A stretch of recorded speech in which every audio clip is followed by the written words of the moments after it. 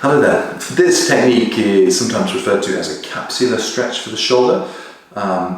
It's an important aspect of improving function in a shoulder to promote range of movement in what the shoulder capsule is able to do. Now, because there's so many things which can have a bearing upon range of movement, you have to approach it from different angles. So you might have strengthening, you might have lengthening through targeted stretches, you might have dynamic stability, you might have all sorts of different options at your disposal, and this one is another one of those options. Now, when you're trying to promote range of movement functionally, just passively stretching something may not be the best thing to be doing.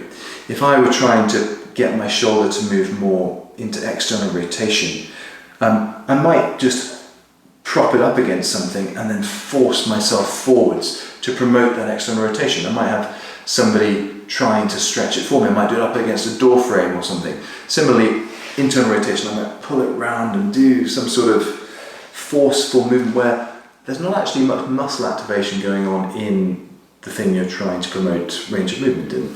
So where you can get muscles more confident is by getting them to do a little bit of work while you're simultaneously asking them to stretch and lengthen. So I've got a little dumbbell here.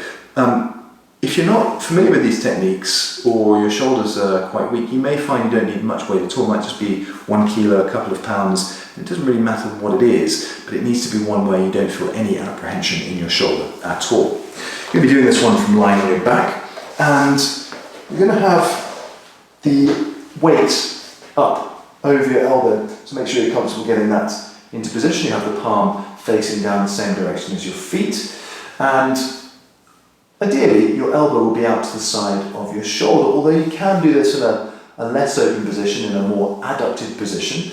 But what's important here is we're thinking about this axis of rotation running through the humerus, and therefore it's really important that your elbow stays at a fixed bend of 90 degrees, because if I'm trying to promote external rotation but my elbow simply straightens, I'm really losing the whole directive as to what we're trying to do here.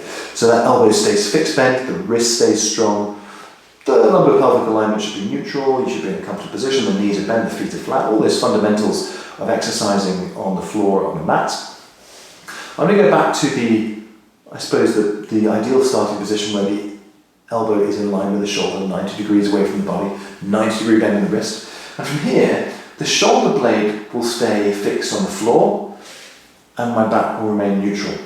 I take the forearm down, keeping the wrist strong, and just feeling what happens as I go down and making sure that there's no apprehension anywhere and that my alignment remains correct in the wrist and the elbow. When I feel there's either a natural stopping point, which in my case would be the floor, then I know I've reached my target position. You're probably not going to find you get down to that position if you've got a problem with your shoulder. But as you go down, make sure you're not feeling any pulling, which is noxious in any way you don't want to feel it. I mean, you're going to be feeling opening up through the chest, through the anterior capsule of the shoulder. But again, none of this should be making you feel apprehensive. Once you're in that position, we wheel up to bring the hand back over the elbow. And that is technically externally rotating the shoulder, but it's lengthening the internal rotators. They're what's having to lower down, and you're stretching out that anterior capsule, and you're just rotating that ball of the humeral head in the socket and then rotating it back with control and precision. Taking it the other way, we're taking the shoulder into internal rotation. Now here, what will tend to happen is people will get to their restriction point and their shoulder will do this. It will pop up off the floor. Yes, that gets your dumbbell or whatever your weight closer to the floor, but at what cost? And a not particularly helpful one.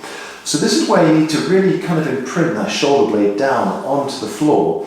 And as you go down, again, make sure you're not straightening the elbow in a false movement, keeping fixed at 90 degrees, wrist staying strong, shoulder staying pressed down, and go down to a point where you feel that you've got a restrictive sensation through the shoulder, and then coming back up. Now there's lots of ways you can approach this. You could go into external rotation, and then back through, and then straight down into internal rotation. Make sure that as you go down, you don't let the wrist bend, and that as you go down, your shoulder doesn't pop off, and that there's no pain or apprehension during or after performing this exercise. Duration, frequency, these are all very tricky questions to answer. I think if you're new to this, 30 to 60 seconds where you're just going into those positions, you might find as well that fatigue becomes the limiting factor, because if you're lifting weight and taking your muscles to their end range capacity, that they will tire quite quickly. So the frequency, the duration, the weight, these are all very particular to you, and if you have any questions, of course seek professional advice from your medical professional, your exercise practitioner, whoever you're working with. I think if in any doubt, just start really light, remembering that any weight, when you move from the vertical, is going to create the forces which we're after here, and then you can gently increase the weight as you need to. With regards to increasing the weight, that's probably the last thing you want to do. First of all, you want to promote more range of movement. So what I would hope you would see doing this technique is that over the weeks you gradually notice you're getting a slightly increased arc in your range of movement, and then promoting greater capsular flexibility. So it's a nice technique to have, just the usual considerations to follow, and make sure that you're not feeling anything which makes you feel apprehensive as you're doing it.